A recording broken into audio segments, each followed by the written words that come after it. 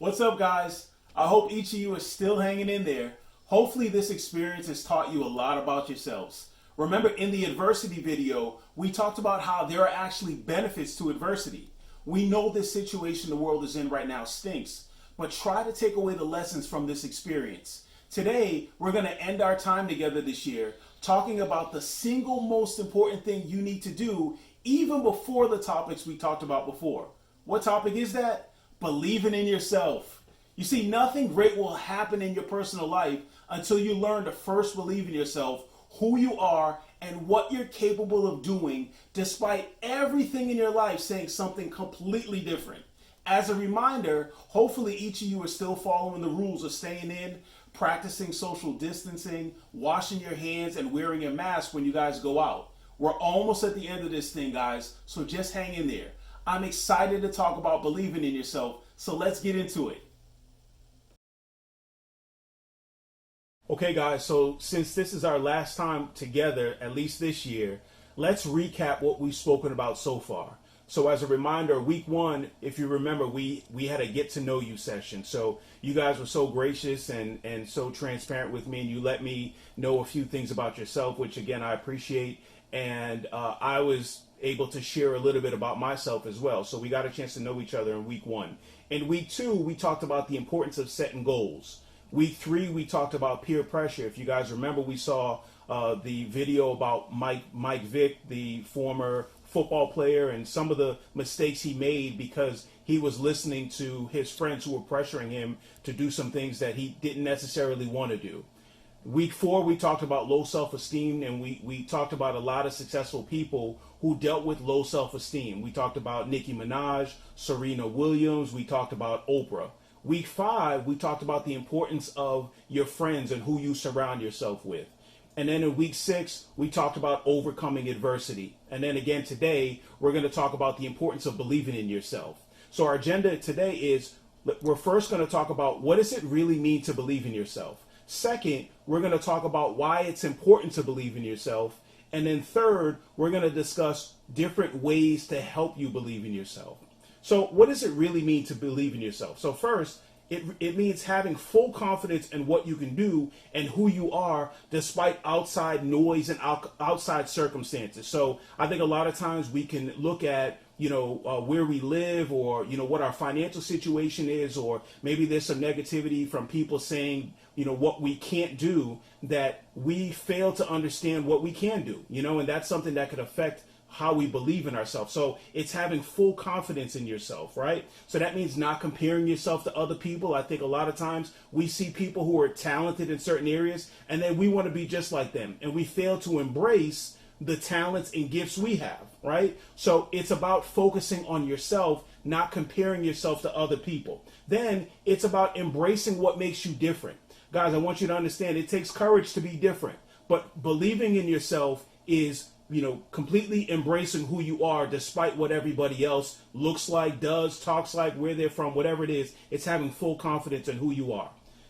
Second, it's being fearful, but you still do it.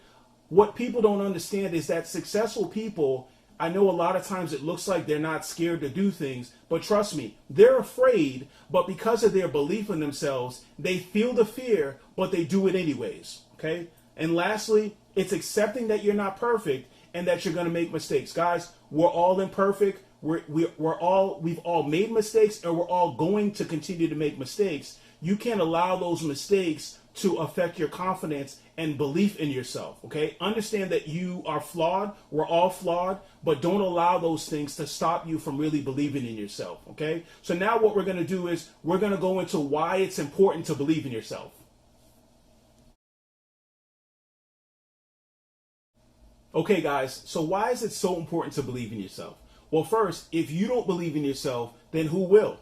If you look at any successful person, in the beginning, they had a whole lot of doubters saying that they couldn't accomplish whatever it is they wanted to accomplish, right?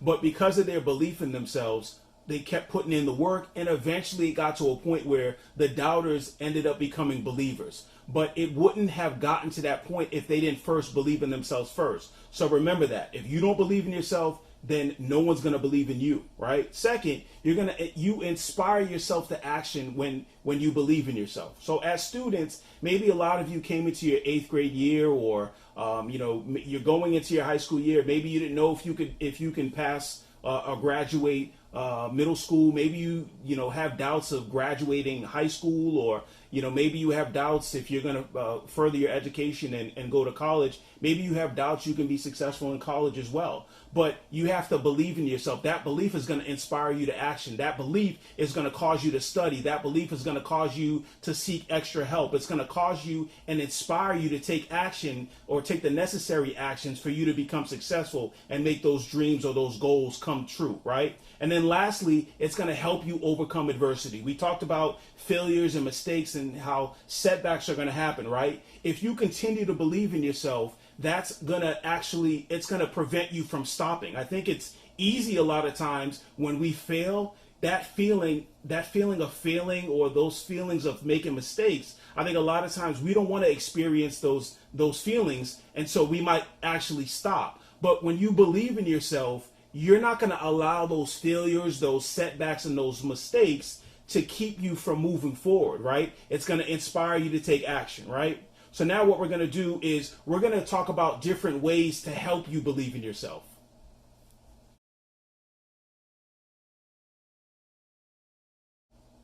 Okay, guys, so what are some ways to help you believe in yourself?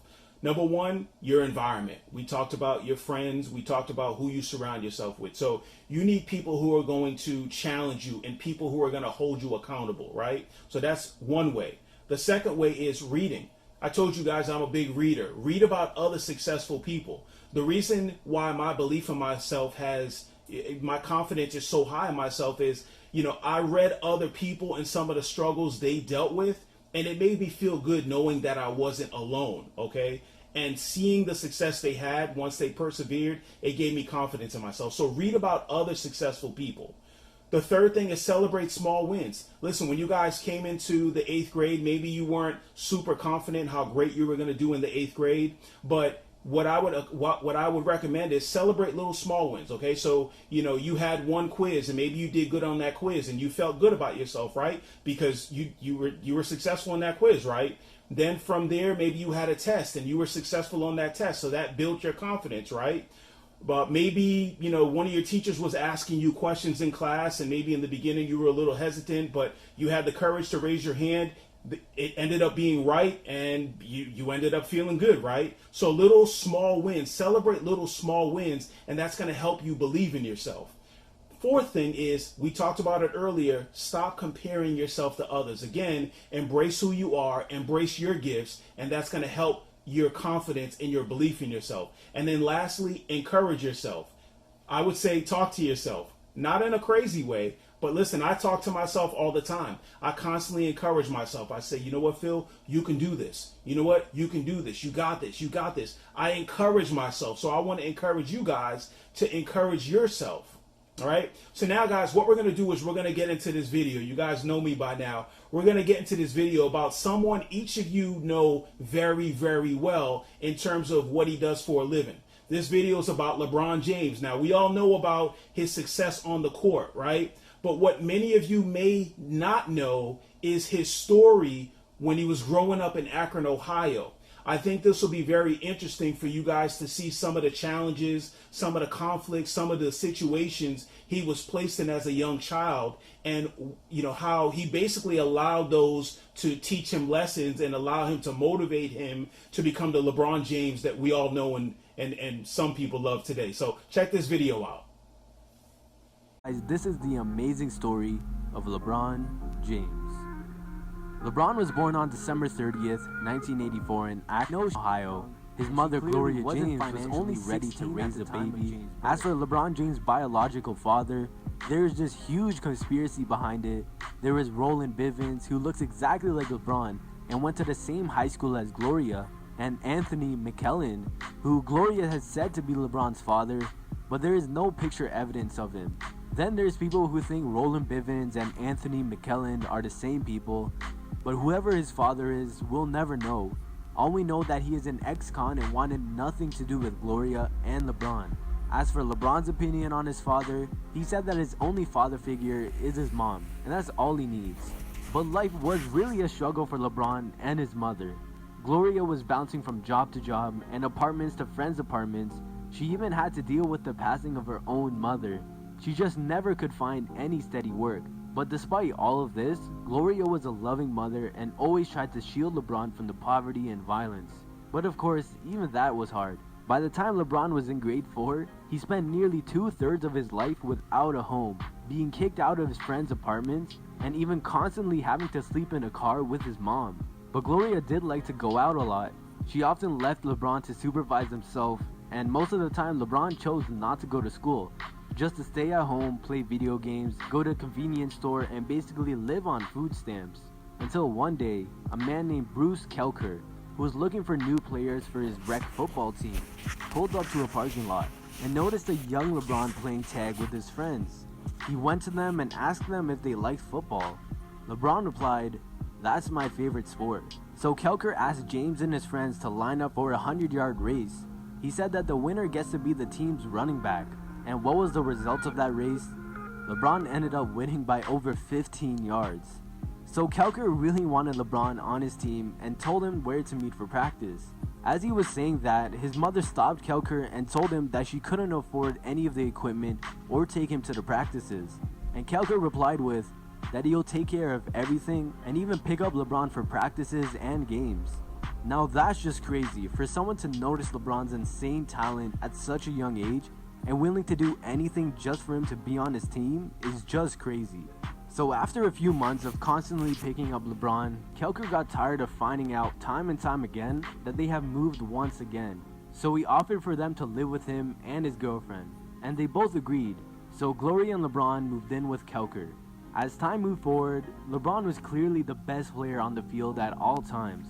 LeBron scored 19 touchdowns in only 6 games in his first year of Pee Wee football, and it wasn't long until other parents were demanding to see LeBron's birth certificate because he was taller, stronger, and much faster than everyone. But James was shy at the time. He was just so embarrassed about his home life that he would have a lot of trouble even making friends. So when he found out when the parents were complaining about him, he would always duck his head down and bend his knees so no one would notice how tall he was. Kelker then told him to stand tall and be proud, and that really gave LeBron some motivation. So after another few months, Kelker's girlfriend grew tired of having 4 people live in their apartment, so James and Gloria were forced to move out and live on their own once again. So a few months passed by, and LeBron had basically dropped out of 4th grade. He barely ever attended class anymore.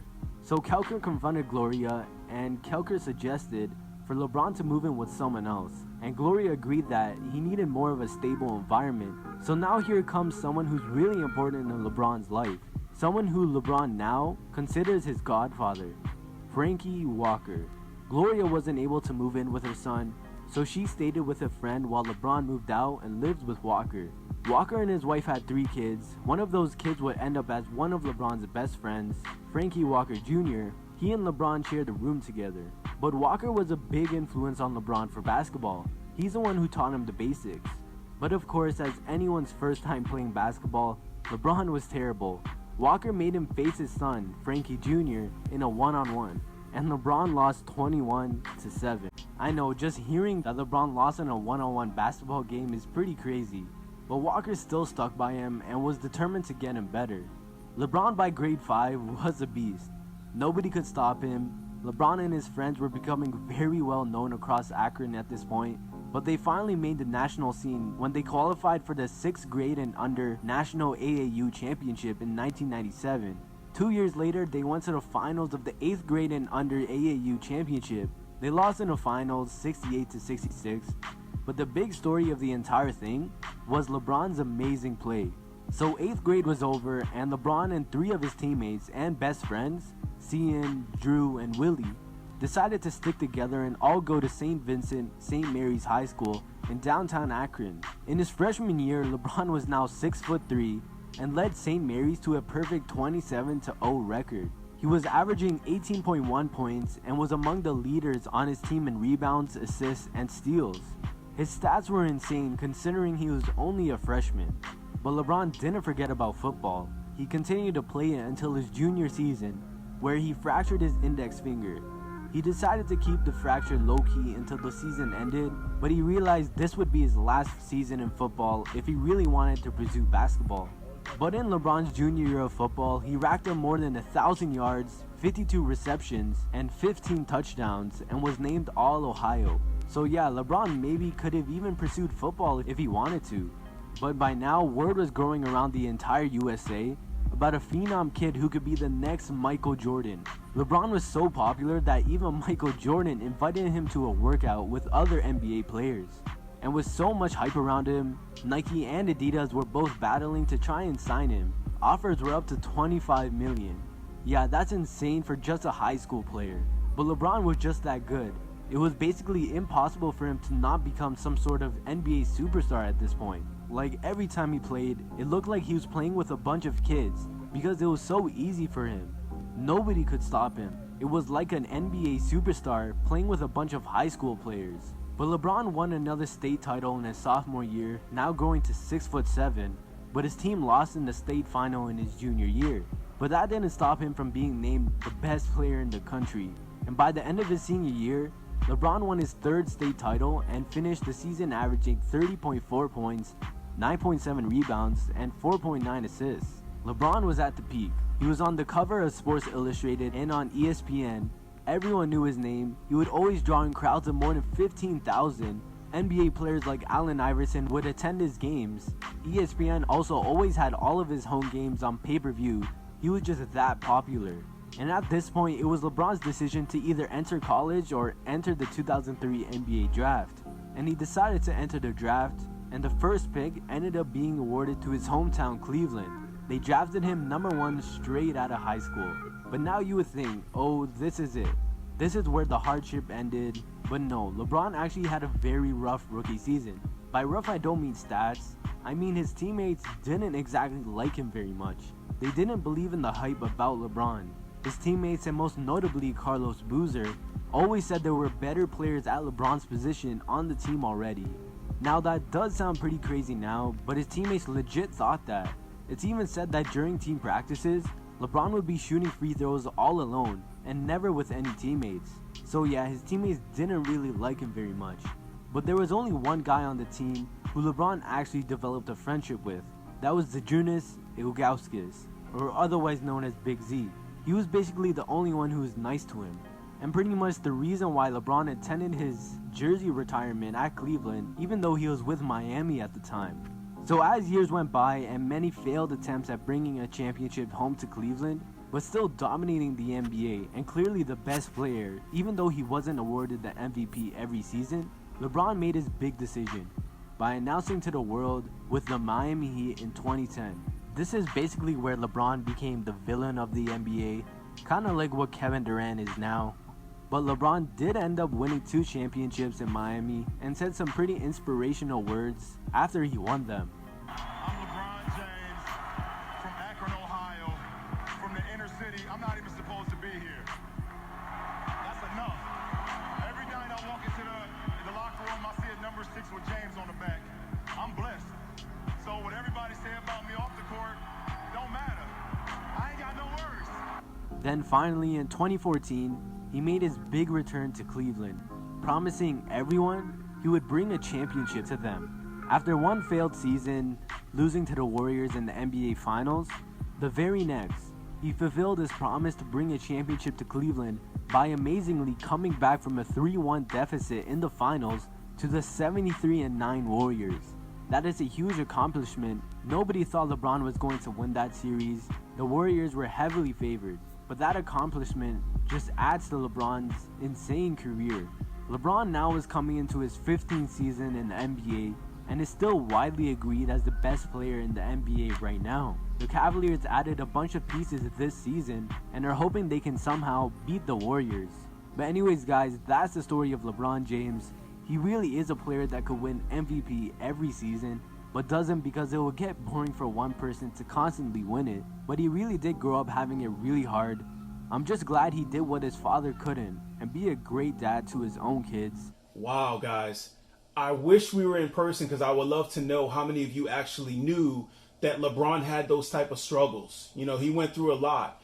And I really wanted to share that with you because I want you guys to understand that you're not alone. Maybe some of you guys are dealing with financial issues, or maybe some of you are experiencing homelessness, or, you know, maybe you don't have a lot of food, or, you know, maybe your parents right now are separated or divorced, or maybe you lost a loved one. You know, whatever it is you're going through right now, I want you to understand that you're not alone. Other successful people have dealt with a lot of struggles. It's just our story. It's part of our journey. So there was so much in that. So let me just highlight a couple things that were in that video that caught my eye. So it talked about him coming from a single parent home. I'm sure a lot of us, you know, come from a single parent home. You remember I told you that I lost my father at 13. So I grew up in a single parent home, right? So his father was never in his life.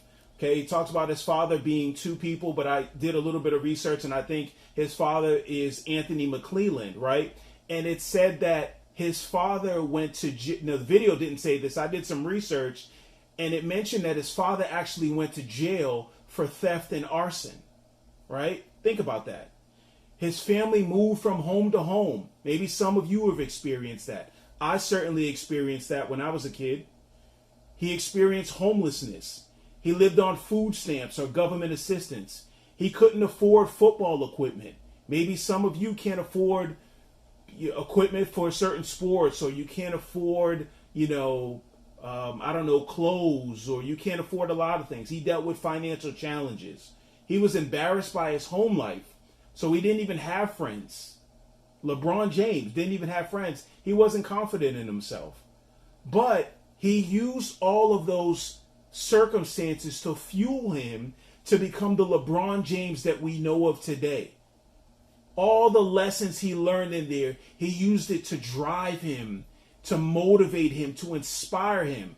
And we all know LeBron James. So I want you to understand that you're no different than LeBron James. I'm telling you, you're no different. I'm not saying that you have to be successful like him in basketball. Right now, he's considered, depending on who you speak to, he's considered the GOAT or the greatest of all time in basketball, depending on who you speak to. You can be the GOAT in whatever field you choose to pursue. It doesn't have to be in basketball, football, or sports. You can be the GOAT when it comes to, the medical field. You can be the GOAT in the league, in legal as an attorney, or in law. You can be the GOAT when it comes to education. LeBron is no different. All these people, I purposely talk about these people because I want you to understand they're no different than you. The only thing that separated them from everybody else is they had a desire to improve their current life and their current situation. They disciplined themselves and they worked hard. And you guys can do the exact same thing and be successful in your life, but it all starts with believing in yourself. So guys, I hope you learned a lot in the time we got a chance to spend some time. Hopefully this isn't the last time you're going to see me, and hopefully I get a chance to see you guys really soon. I believe in you. I hope you guys believe in yourself. Continue to take care of yourself, and I'll see you guys soon.